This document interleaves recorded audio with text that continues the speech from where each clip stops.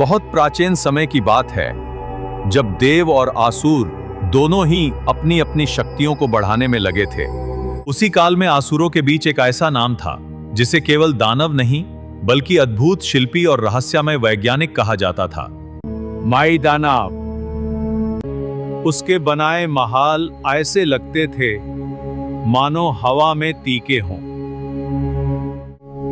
उसके बनाए यंत्र ऐसे चलते थे जैसे उनमें प्राण हो। उसके भीतर एक खालीपन था, क्योंकि वह जितना बनाना जानता था उतना समझना नहीं जानता था। वह सोचता, मैंने भ्रम राचे, आकृतियां बहाई, पर समय की गाती क्या है?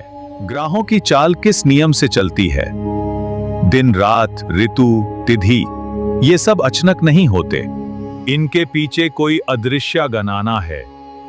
उस रात मैदानव ने आकाश की ओर देखा, तारों का विशाल जाल, चंद्रमा का बदलता रूप और सूर्य का रोज एक ही नियम से उदय। उसी समय उसके भीतर एक निर्णय जमा, मुझे सत्य का विज्ञान चाहिए। मैदानव ने अपना अहंकार छोड़ दिया। वह एक निर्जन स्थान पर गया और वहां कठोर तपस्या आरंभ कर दी। दिन बेताते गए, रातें कटती गए। उसके शरीर पर सूर्य की तपिश पड़ी, पर वह विचलित नहीं हुआ। कभी आंधी आई, कभी वर्षा, कभी भयावह सन्नाटा, लेकिन उसके भीतर एक ही पुकार थी, हे सूर्यदेव, मुझे सत्य का प्रकाश दो, मुझे समय के नियम का ज्ञान दो। उसकी तपस्या ऐसी थी कि मानो ब्रह्मांड की ऊर्जा भी रुककर उसे देख रही हो।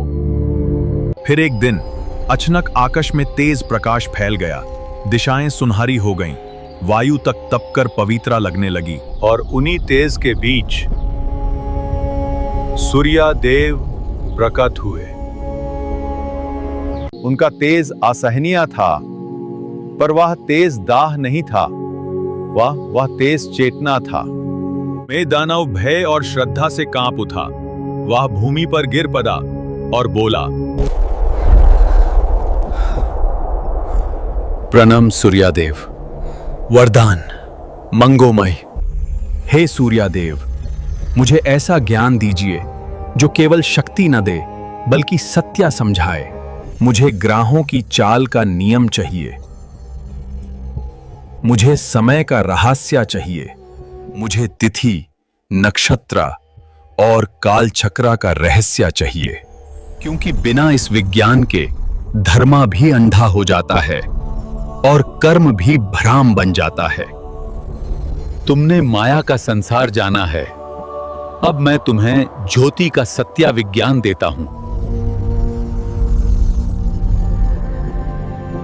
इसे सूर्य सिद्धांत कहा जाएगा। यह केवल ग्रंथ नहीं, यह समय का गणित है। यह ग्रहों की चाल का नियम है।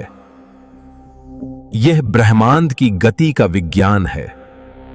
इसमें तुम्हें मिलेगा पृथ्वी की गति का रहस्य, सूर्य की गणना और स्थितियां, नक्षत्रों और ग्रहों की चाल, दिन, महीने, वर्ष और युगों की गणना, ग्रहंस और पंचांग का आधार। जब यह विद्या आगे बढ़ेगी तब इसे ऋषि परंपरा संभालेगी और एक दिन यह ज्ञान मानवता के लिए दीपक बनेगा। मैदानव ने उस समय समझा, माया से संसार बनाया जा सकता है, लेकिन सूर्य सिद्धांत से संसार समझा जाता है। अब वह समझ गया था कि शक्ति से बड़ा है नियम और नियम से बड़ा है सत्य। सूर्यदेव ने आशीर्वाद दिया और अंतर्ध्यान हो गए, और आकाश में फिर वही गाती थी, वही नियम, वही काल चक्र। लेकिन अब मैदानव की दृष्टि बदल चुका थी, क्योंकि अब वह केवल निर्माण नहीं करता था, अब वह समय को पढ़ सकता था।